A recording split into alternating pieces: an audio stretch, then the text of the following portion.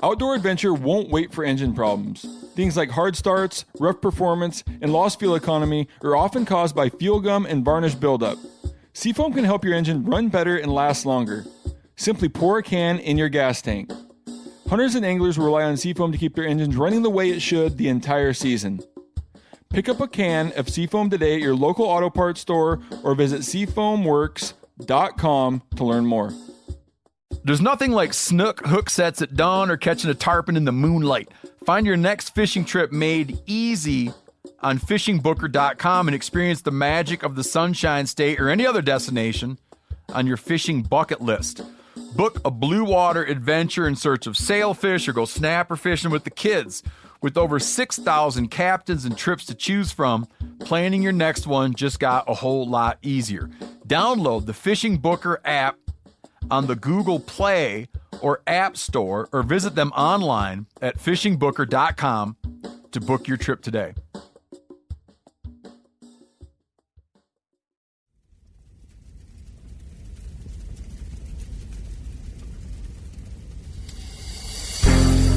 As a guide and hunter, I've spent thousands of days in the field.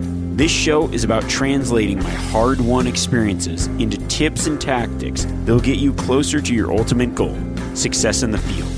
I'm Remy Warren. This is Cutting the Distance. Welcome back to the podcast, everyone. It's November. It's prime rut's coming on for a lot of people. Deer hunting starting to kick off. Some of the best time of year to chase deer is now, and I get really excited about that. Last week on the podcast, we were talking about gear and going over a little bit of gear. So now we're going to switch gears and answer your questions on this week's mail sack. So far, I've already had a great season, been guiding a lot of elk hunters. Last week, we had 5 hunters in camp, killed 5 bull elk, and one guy had a deer tag as well. And a deer. You can't ask for anything better. I don't know if you heard that shot. I got some guys here sighting in their rifles. So if you hear some random shooting throughout this, it's I'm not a war correspondent. I'm just a lowly hunting guide here and trying to record a podcast in between taking people out. So we're going to jump into it right now. We've got questions that need answered. But first, let's go to some testimonials. First message comes from Ryan. He says, "Hey man, wanted to say a quick thank you. My whole life, I've had the itch to make the transition from whitetail hunting on my family's farm to western big game hunting. But with not knowing anyone who does the seemingly daunting task of taking the first steps, I always put it off. However, since listening to your podcast, it has given me a truly incredible amount of information and has finally pushed me over the edge to start the journey. So I wanted to pass along and encourage you because what you're doing is incredible." I appreciate that, Ryan, and thank you so much for all the other people that sent out messages for encouragement and just saying how much the podcast has helped you kind of get out there. A lot of success testimonials this week as well. This one comes from Bridger Smith. He says, "Listened to all your podcasts this summer and fall. Love the tactics. Called in my first archery bull. Thanks for the inspiration." And it's a great bull. Good work, Bridger. This one's from Jeff Meller. He says, "Was chasing a larger buck in the area for a few weeks, but he did what big muleys do, disappear. After nearly walking the dog into the ground, I couldn't help myself on this buck. Kept checking the pockets and it paid off. Thanks for the advice for staying persistent in thick, hard to hunt areas." Jeff with a good, nice, typical 4x4 mule deer. Awesome work, Jeff. Is that 4? Yeah, that's a great buck. Last testimonial comes from Brian Sowell. He says, "Ended up taking this bull using some of your tactics on your podcast. This is the first bull I've ever harvested, general tag in Montana, and it is a giant 6x6. So, Brian, congratulations. Listening to the podcast pays off. The proof is in the pudding. I don't know if this is pudding, but I've been getting message after message of guys sending me something saying, this is the first elk I've taken. This is the biggest bull I've taken using this tactic. So thank everyone out there. Thank you guys for sending in those testimonials, the pictures. I really enjoy them. I like to always read a few here. And now we'll go into a few questions. Maybe some other testimonials will pop up. I got these questions just on my phone. So we'll start running through some of your questions here and we'll get into it. Since last week was a gear episode, I did get quite a few questions on gear. Let's start with this one. This question comes from Dave. He says, "Hey, Remy, love the podcast. Please do a moose hunting episode." I've got a lot of requests for that, so that'll probably be in the works here. It says, "My question for this week's Q&A is how do you stay comfortable hiking in wet environments? If I'm marching uphill, I overheat, and the rain gear makes it that much hotter. How do you keep cool and comfortable when it's too wet to take off outer layers? How do you layer to hunt in wet weather?" And he's saying, "P.S. When I say wet, I think coastal blacktail moose swamps wet." So that's a great question. When I'm in like really wet country, I know it's going to be wet from sun up till dark. Or even if I know it's like, hey, it's probably not going to let up, or I'm starting out. Maybe it just rained all night, and I know it's going to start out wet. And I know I'm going to be hiking. I actually will just wear my rain gear, and I won't put it over like pants or something like that. So I'll have my rain gear on, and if it's cold, I'll throw thermals and then rain gear. So it'll just be like a base layer shirt, rain jacket, and it'll be maybe thermal pants and rain pants. I've even just gone rain pants, nothing else. Underwear, keep from the chafing. But I found like actually that's the best way because it kind of stays cool. Now, what I will do too is like if it's not raining, but it's just like wet country, I can then often vent my pants. And a lot of times what I'll do is I'll wear like rain gear and then I'll put some gaiters over the top of that. Give it a little bit more protection, keep it from dripping into my boots and other things. So I'll put my rain gear on and then my gaiters over the top of that. And then I can, use the zips to regulate my body temperature. So even when I've got just very light and I'm hiking, I'll start to unzip the jacket if it's not raining. If it's just like wet country where everything kind of seems wet. Now, when it's raining and everything else, the only way your rain gear is going to work is if it's tight. So one thing to think about, just added info here, is when you've got your rain gear on, use your hood. Like if the hood's not up, the rain gear is not going to work. If your wrist straps aren't, like I tighten it around my wrists as well so the water doesn't run down. And then, don't obviously keep your hands down or whatever in your pockets. One thing I also don't like to do in wet weather, one little secret I've got, is I'll put hand warmers in my pocket and then I won't wear gloves because when my hands get wet, then the gloves get wet. And I just would rather just in wet weather, put my hands in my pockets to warm them up with those hand warmers and then keep them from my gloves getting soaked. But the layering system that I do in really wet country is I just go straight up rain gear.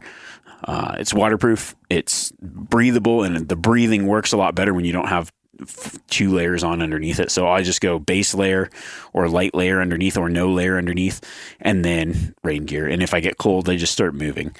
It feels pretty good. I've been in some, even when it's a little bit warmer out, walking through that cool wet water with just the rain gear on, it almost feels it's just kind of like feels pretty cool, especially if you don't have base layer on underneath it. So just go straight rain gear, keeps your base dry. And then if I've got if it dries out or whatever, I could have my other stuff in my pack and then just swap it on later, change it out. So once it gets dry, say it's not raining or it dries out during the daytime, then I'll swap out, if I need a jacket, then I'll swap out the rain jacket for say like a soft shell jacket. And that's the way that I like to layer in really wet places. But like I said on the gear podcast, start out cool.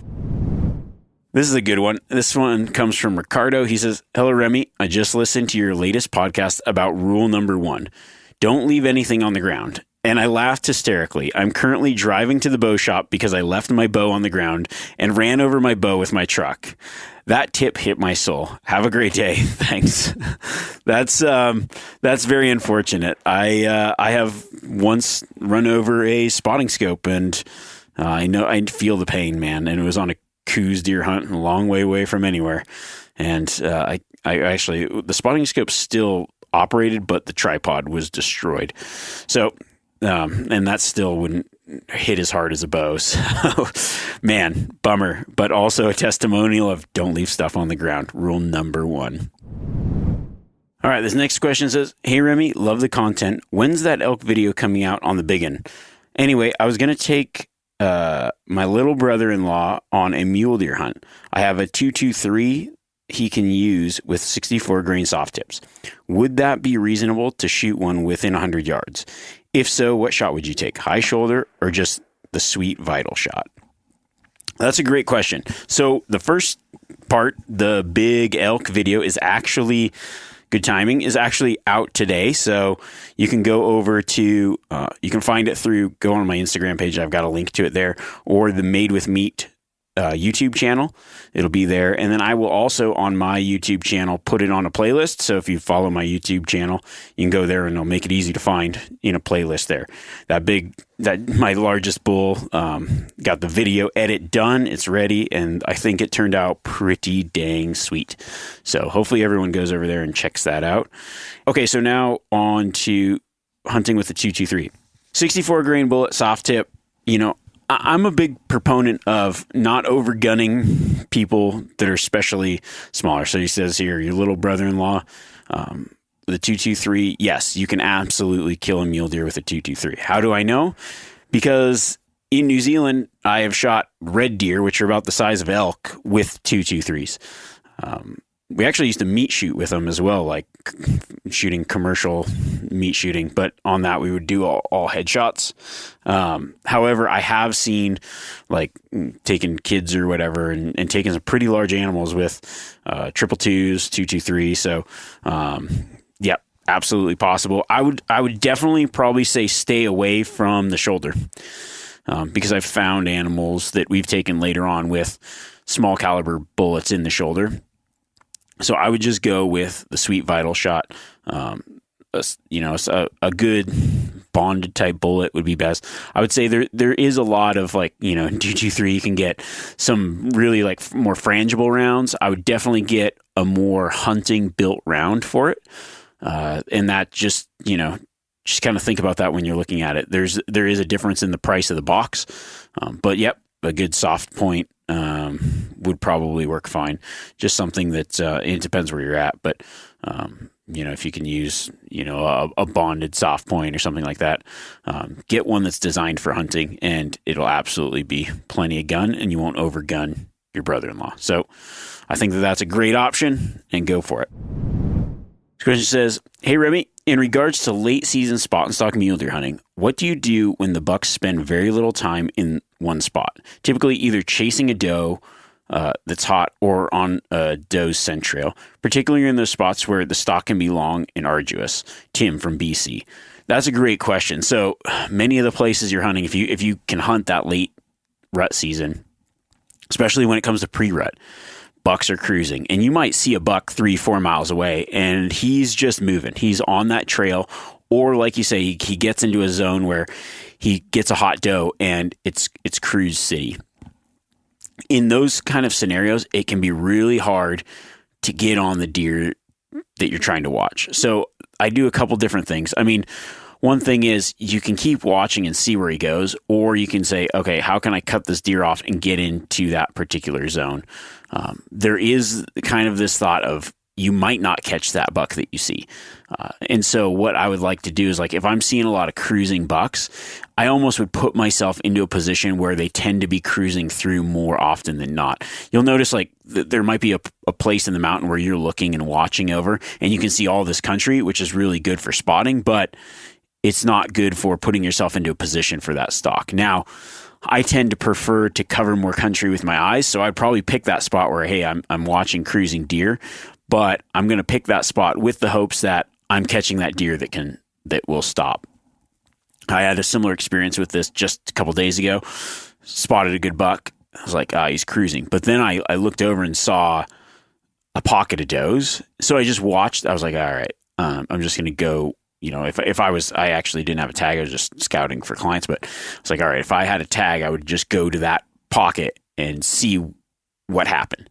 And sure enough, later on, that buck hit that pocket and started doing his like hot laps around those does, checking them all. So if I would have made that stalk and moved to that pocket, the wind was good. I'd seen those does downwind of him and knew that he's cruising and he's going to stop when he sees those does. So understanding where those doe pockets are can help you pinpoint a deer that's going to slow down. That's one way to think about it. Another way is, if you've got like a buck that's chasing a hot doe, kind of going back to that, like if he runs that hot doe off, sometimes they'll go for miles, but many times that doe is going to try everything she can to kind of get back to that group.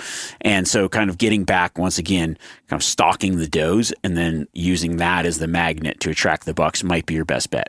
Another option is just watching that deer. Many times I'll see a cruising buck and he'll be cruising, like seems like he doesn't stop, and then he hits an area and he just stands there for 30 minutes or whatever. Once that deer hits that standing point, you might think, okay, now I can make my move. So it can be difficult, but there are things that kind of slow them down, and so I try to focus on those things and then make my move based on that. Otherwise, I kind of set up and do my glassing in an area where it's like, okay, this is a high concentration of where they might be moving. I'm looking over a lot of country, but when you see one here, you can make a quick move. And there's been many times during the rut that my stalk is not a slow stalk. It is an absolute all-out run. And then just trying to get set up. If it's a rifle hunt, get set up maybe where I still got a good view, but I'm shooting across a canyon or something like that. So that's kind of your options. Question comes from Kent. He says, sorry if you stated this before in your podcast, but being from Texas, I've never had the chance to do a true backcountry hunt and want to next season for elk. I know that doing public land requires getting back further and farther than usual. What would you recommend to make it easier, especially with getting a bull out? Taking 2 friends or trying to find a location that allows something like an e-bike? That's a good question. I mean, here's the thing. I wouldn't even consider those things mutually exclusive. When I hunt elk, I never, maybe this is the wrong way to think about it because I've done it a lot. Like, I don't even know. I've probably packed out, I couldn't even count the amount of elk that I've packed out or animals, in the thousands. And I have this philosophy that it's like, I never think about not that you shouldn't be prepared for it, but I'm like, I never choose a place worried about the pack out. I just hunt and then get the animal out afterwards. And it's just always a pain in the ass, but it's just part of it, So one thing that I would say is like, it's a good idea to be prepared to pack it out. And especially on your first one, having some people with you is never a bad thing. I would say if it's your first trip, either way, having a couple extra people is going to make it a lot easier. Like you can share in the toil, you can share in the experience. Absolutely take 2 people with you. Now I'm saying that to say that hunting an area where it's like, hey, I've got the option to take an e-bike in or whatever can be part of your hunt plan. That doesn't necessarily have to involve be saying, well, I'm either going to take the e-bike or I'm going to take 2 friends. You can do both. But if you have the 2 people, no matter where you get the elk, you've got help packing it out. So you can go back as far and then you can hunt with that mindset of not worrying about how I'm going to get it out, but hunt and then get it out. And you just got to know that work's going to be involved. Now, I know people are probably saying like, oh, well, you got to make sure you can't shoot something where you can't get it out. That's absolutely true. So you wouldn't want to go beyond your limits, but having those 2 people, you won't have to think about it is what I'm saying. Like you can just go out and hunt and you know that you'll be able to get it back. And so I like that option. I also like the idea of like, hey, it's never a bad idea to, find other ways to access areas. So if it's, hiking in on a logging road where you can go like, okay, hey, I can get in here and then access this area and bushwhack up here, great. If you can use an e-bike, great. Like that part doesn't matter. That's just more of like the hunt strategy and planning, like how you're going to get into the areas you're going to look into access. But if it's your first trip, I would just say take a couple guys with you, have a good time. It's a little bit safer that way. Like you can, it might keep you more motivated to hunt harder if it's the guys with kind of like a like mindset. And, if everybody's got a tag too, it might give you more opportunity to experience like a successful harvest and a pack out. If everybody's got tags and maybe they split up and then you come back to camp and however you're going to do it, it's never a bad thing to have some help. I remember, many years ago, I was doing a solo hunt, and then my buddy Mike helped me pack out. And I said, and I think one thing that I said, and it just rings true in pretty much every hunt, is even a solo hunter makes a great team packer. Like no matter what, if you can get help packing out, take it. It's great. Question comes from Tom. It says, hey, Remy, big fan of your podcast. Love your content and how you break everything down. What are your thoughts on bipods, shooting sticks, or tripods? Also, doing my first late season blacktail hunt in November in Washington. Any tips or suggestions?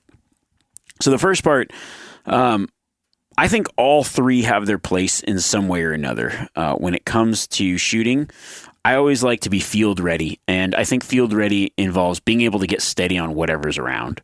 The first thing that I always try to get steady on is my pack, laying down using my pack.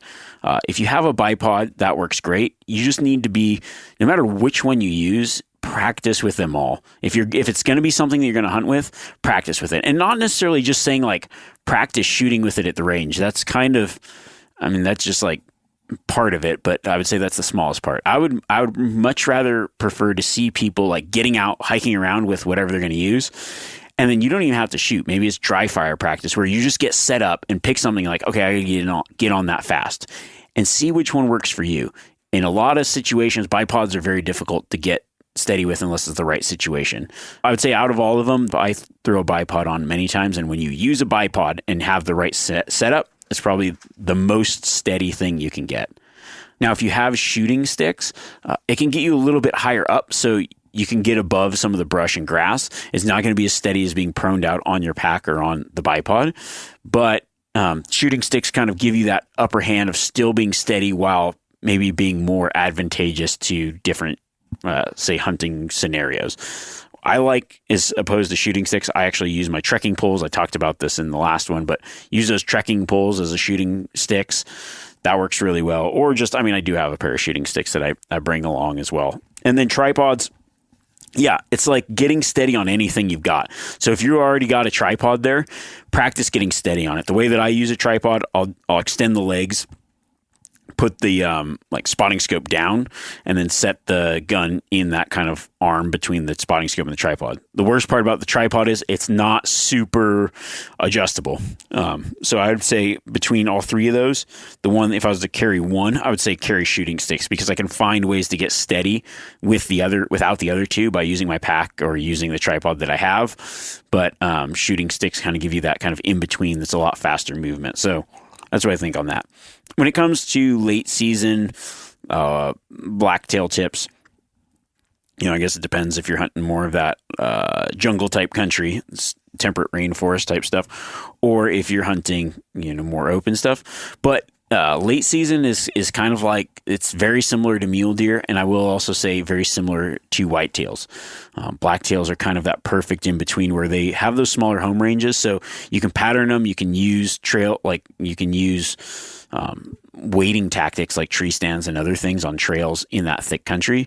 But one thing you're going to want to focus on is definitely focus on those does. Bucks will be more apt to cruising later in the season, and that's going to be your best time to find deer moving around. So don't forget to glass those clear cuts, those openings where you can actually see, and then finding that good sign in those trails. Probably I'd focus on like places that deer will cruise, like actually like finger ridges and those ridges in the timber where it's a lot easier for them to walk around and move fast. Just like anything, if you think of a buck's cruising looking for does, he's walking along trying to scent a doe, and he's going to take the easiest path.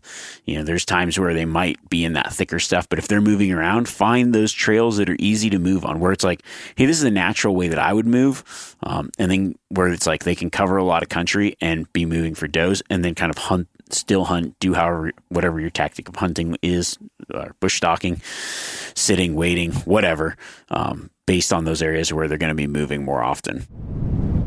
This question comes from Ivan. He says, hey there, I'm about to go on a mule deer trip up here in BC. What an awesome coincidence you recently did some podcasts on the topic.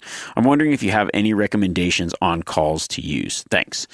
When it comes to deer calls, lately I've been using the Rocky Mountain Game Calls Grunt Tube. It's got like this slider bar on it. And so I find it works better than everything else I've tried, because some of them, like the other ones I've used, they kind of stick when it's cold and freeze, especially if you're like up in BC or northern Montana or whatever. It's like a lot of those calls kind of freeze up on you. And I like this slider bar because I can change the tone. So I can go like that more deep wah, like deep grunt, or I can even just do like an estrus bleat, like a kind of sound with that same call. It's got like a great tone, and I think it carries really well. I use that same call for whitetails, mule deer. I've actually even used it for bighorn sheep. So I really like that call in particular. I'm sure you can find it online. I wish I knew the name of it, but it's got like this little on it. It's somehow got like some little slider thing that's kind of, I guess, like a trombone slider, but it's built into it. So it puts different pressure on the reed inside the call. That's the one that I recommend. And then when it comes to rattling, I mean, it's just anything. I like to use like big mule deer antlers sometimes. Sometimes I use just shoulder blades that I've taken off of something, dried out. Sometimes I use like a rattling bag or whatever, just something that's easy. I found that the like plastic rattling antlers don't really work that well in the cold. Like I've had them break a lot. Maybe it's because I tend, like if they're outside a lot or something, I don't know, I've had a lot of those break. So I've kind of got away from those, but any kind of like small rattling bag, there's like this, it's like this little rattling box that I've used, worked okay. Seems like just sometimes bringing a set of mule deer sheds seems to be like the best, or deer sheds for whitetails and mule deer. We've all seen plenty of gadgets and fads come and go, but here's one product that stood the test of time: Seafoam Motor Treatment. Lots of hunters and anglers know that Seafoam helps engines run better and last longer. It's really simple. When you pour it in your gas tank, Seafoam cleans harmful fuel deposits that cause engine problems. I'm talking common stuff like hard starts, rough engine performance, or lost fuel economy. Seafoam is an easy way to prevent or overcome these problems. Just pour a can in your gas tank and let it clean your fuel system. You probably know someone who has used a can of Seafoam to get their truck or boat going again. People everywhere rely on Seafoam to keep their trucks, boats, and small engines running the way that they should the entire season. Help your engine run better and last longer. Pick up a can of Seafoam today at your local auto parts store or visit seafoamworks.com to learn more. There's nothing like snook hook sets at dawn or catching a tarpon in the moonlight. Find your next fishing trip made easy on fishingbooker.com and experience the magic of the Sunshine State or any other destination on your fishing bucket list. Book a blue water adventure in search of sailfish or go snapper fishing with the kids. With over 6,000 captains and trips to choose from, planning your next one just got a whole lot easier. Download the Fishing Booker app on the Google Play or App Store, or visit them online at fishingbooker.com to book your trip today. You ever get that feeling you're stuck inside staring at screens and a primal urge kicks in? You crave wide open spaces, fresh air, the chance to connect with the land. Well, maybe it's time to find your own piece of the wild, but searching for property can be a maze. That's where Land.com comes in. They got millions of listings across the country, from mountain ranches to hidden fishing holes. Their search tools are like a seasoned guide helping you narrow down what you want. Land.com isn't just about buying and selling. It's about finding a place to hunt, fish, explore, or simply sit by a campfire and listen to the crickets. So head over to Land.com today to turn one day into today, because trust me, there's nothing quite like the feeling of standing on your own piece of earth. All right, this question comes from Scott. It says, "Hey Remy, just listened to your latest podcast about gear. I was surprised to hear you like the smaller spotting scope. Me and my buddies utilize a pair of 10x42 binos and a 25 or 30 magnification rifle scope depending on setup, and bring a 65 millimeter spotter. What's your thoughts on that setup?" So here's my thought on that. The first one, the 10x42 binos, awesome. The 65 millimeter spotter, great. The 25 to 30 magnification rifle scope, I would never use a rifle scope for spotting, glassing, verifying anything. I just don't think it's good practice. And I mean, I also don't think it's like a very great tool for verification. Like, yeah, you get a little bit more magnification, whatever, but you're just better off like using your binoculars and your spotting scope.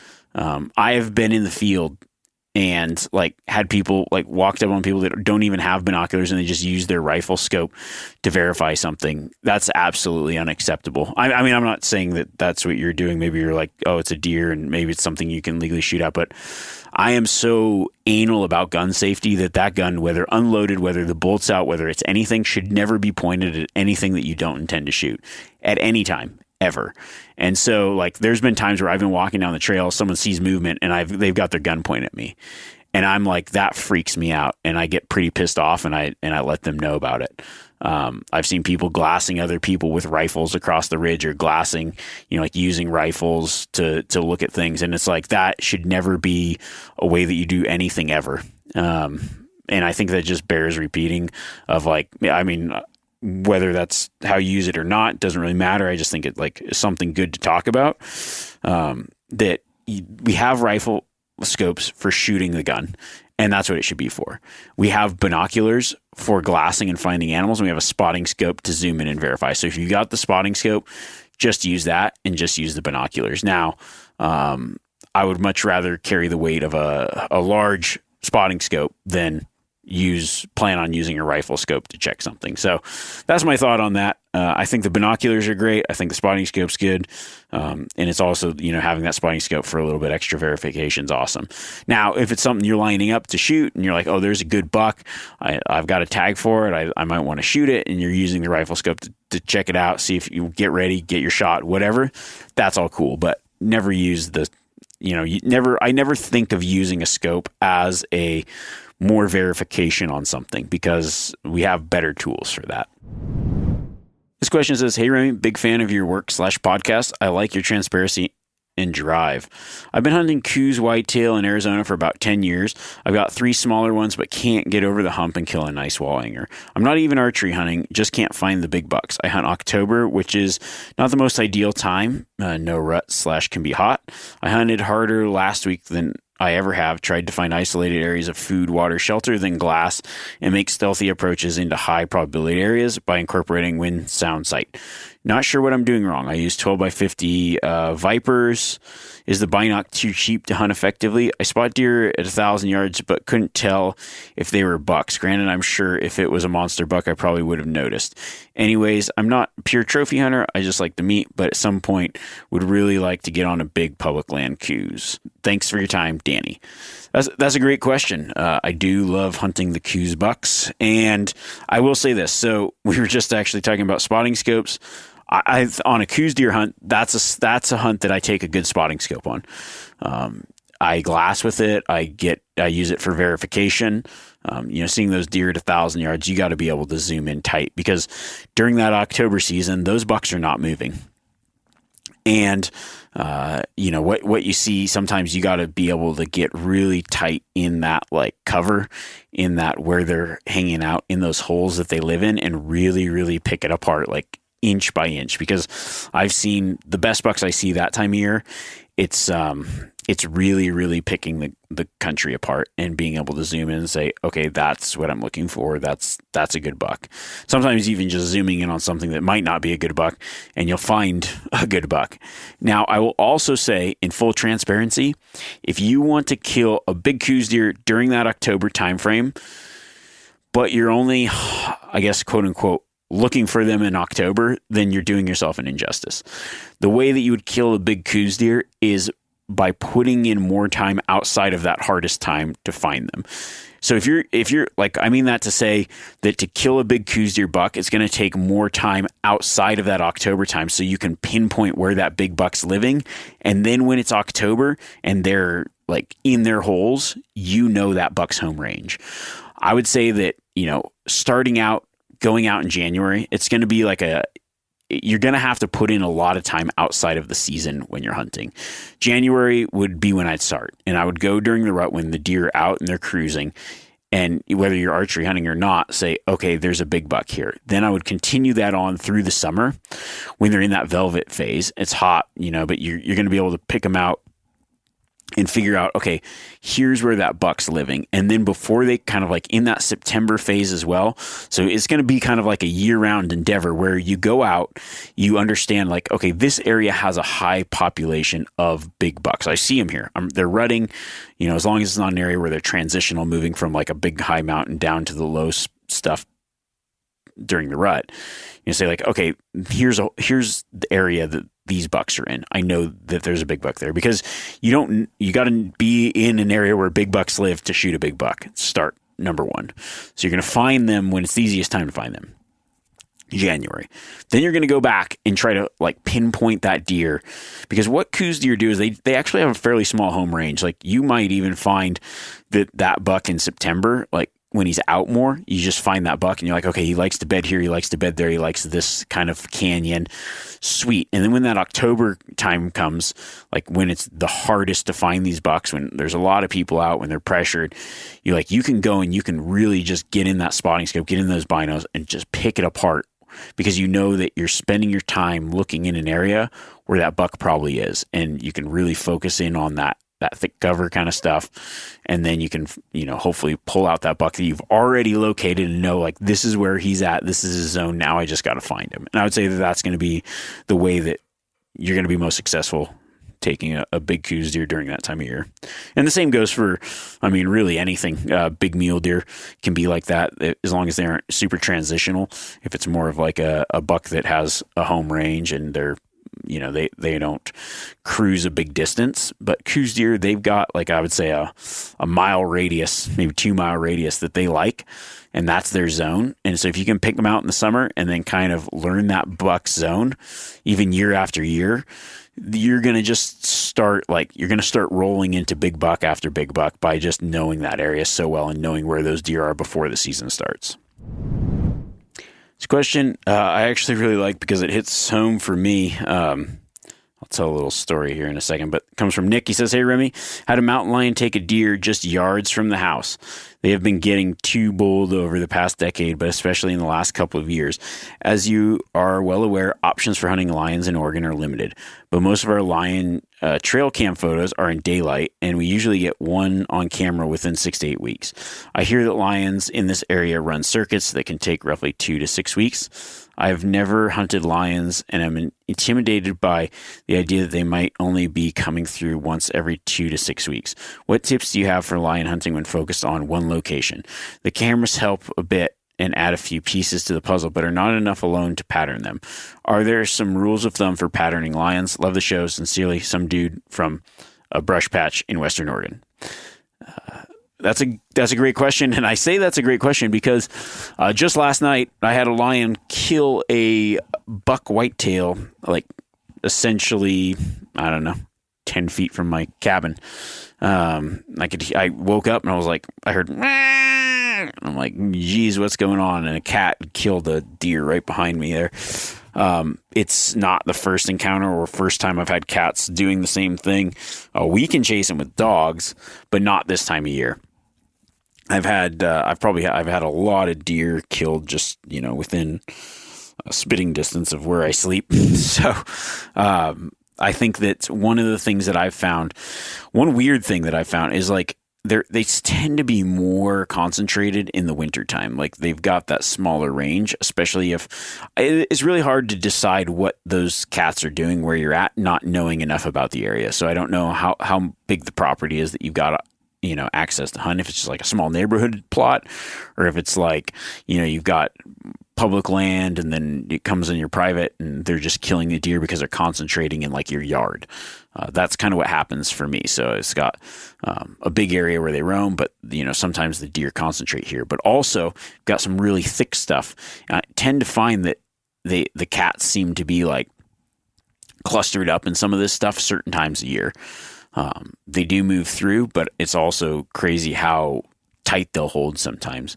I guess really the number one thing I would do is if you've got a kill, you could hunt off that kill or like hunt the cat as he's coming and going to the kill. Another option is waiting for snow. If you can't hunt with dogs and you can't do whatever, your only option is spot and stalk, then tracking them yourself. I've actually walked down quite a few cats myself. Generally they jump up pretty close. You could use I'd have maybe 2 different types of ways of shooting, like a shotgun or something if it jumps up and runs because it's kind of in the brush a little bit, or just going slow and glassing as well, but waiting for that fresh snow, cutting that track, then following it. As far as finding the pattern, it'd be really tough to do unless you have more information. But I will say one thing I have noticed is I find a pattern not necessarily in like looking, because I've got the same thing where it's like, hey, I know that these cats are coming through certain times. And what I do is I keep all the data in one spot and then I go and look back, and it's like crazy how within the day or 2 days, it's like this certain time cats start coming through, and you can kind of look year to year as like, what's this pattern overall?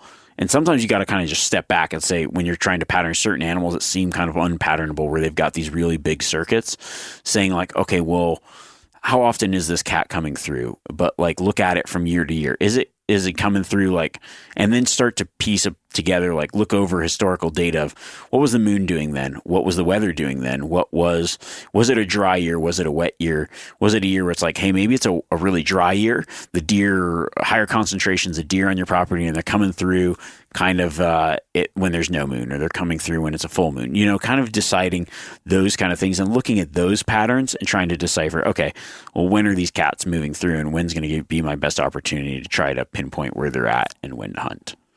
And that's what I kind of gather from that. We got one more gear question here. It says, Q&A question. I'm looking to purchase my first bow. I'm looking at a one-piece recurve, something classy and deadly. I'm expecting to spend some money on this, so I want to make sure I purchase exactly what I'm looking for. My question is, I'm right-handed and comfortable shooting my rifle right-handed. The problem is I'm left-eye dominant. When I shoot my buddy's bow, naturally I shoot right-handed.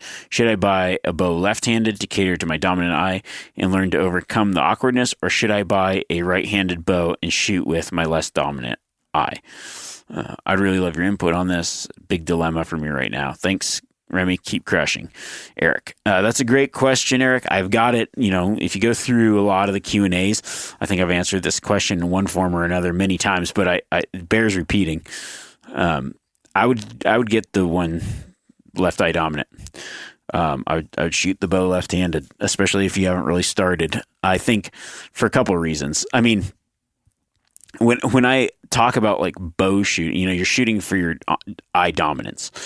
Well, shooting a rifle right-handed, you're bringing the gun to your right shoulder. You're controlling the weapon with your right hand, which makes sense. Your right eye, I mean, it's for your dominant eye, but it's also easier to control the weapon if you're right-handed as well. But think about shooting a pistol. You shoot a pistol with your right hand.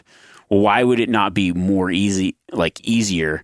I mean, it's like using your dominant hand to control the bow. If you were left eye dominant and right-handed, it's actually not a bad thing because you're controlling the bow with your dominant hand and drawing back with your non-dominant hand to your non-dominant eye. So in many ways, it's actually better to shoot a left-handed bow or, to your left eye dominance.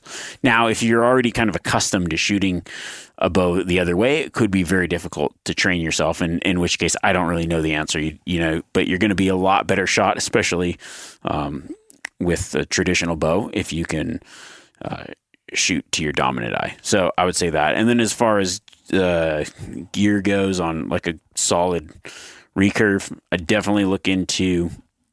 You want like a really classy piece, go for a Stalker stick bow. I like those. South Cox makes some incredible bows, so that's one to definitely check out. That's like a piece you can pass down for generations, in my opinion. Does a great job with them. So I would definitely look into that. And I would also think about possibly doing a takedown recurve of some kind as well. That's just my suggestion because I have a one-piece one, and I'm like, man, it's hard to travel with, so it's nice to have a takedown. But, different strokes for different blokes. Last question comes from Federa. Says, Remy, love the podcast. The questions deal with hunting big mountain whitetails out west or eastern Washington. The area I hunt is steep mountains with lots of ridges and draws. Is there a mix of clear-cut, selective logging, and dense forests? The first question says, I see a lot of deer, but almost all of them are groups of 3 does, 2 yearling deer. Is my area a whitetail nursery? Is there such a thing as a nursery? And if so, will bucks come to the area where should I spend my time to bag a big buck? And question number 2 says, do you ever use techniques like drags, estrus calls, grunts, rattling, decoys, etc. while whitetail hunting out west? This was I sent it from his wife's account, so it's from Sean. Great question, Sean. And I'll tell you what. So the first thing, yes, there is such thing as a nursery. It's just kind of, the other thing is maybe the deer where you're at. Just, like how do you distinguish where does are going to be from like where does and fawns are? And that can be difficult. I will say, yes, bucks will cruise through there, but they probably won't hold. So if you're pre-rut hunting, you're definitely going to find deer, checking those areas where there's does and fawns. And if there's a lot of does, then you're going to find a lot more bucks. And then if there's the occasional doe, it's like, okay, here's a pocket with more does. It's just like anything. During the rut, the does will attract the bucks. And so hunt the does. Now, question number 2, calling techniques. Gonna have to tune in because we're gonna be doing a Western whitetail calling episode here shortly. So check back in next week. I think I'll do it next week, but remains to be seen.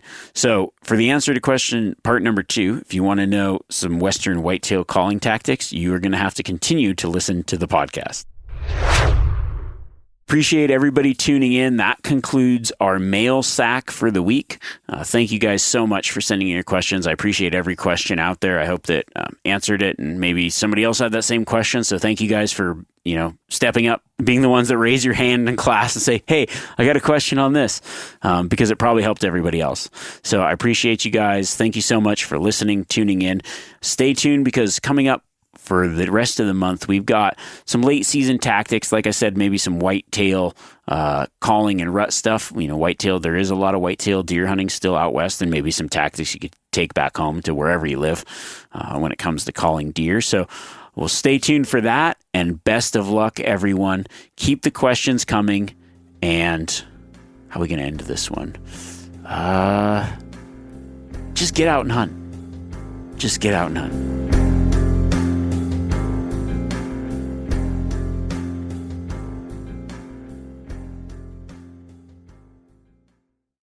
Outdoor adventure won't wait for engine problems.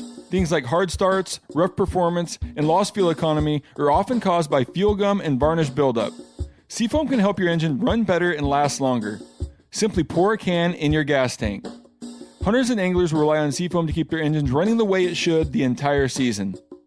Pick up a can of Seafoam today at your local auto parts store or visit seafoamworks.com to learn more.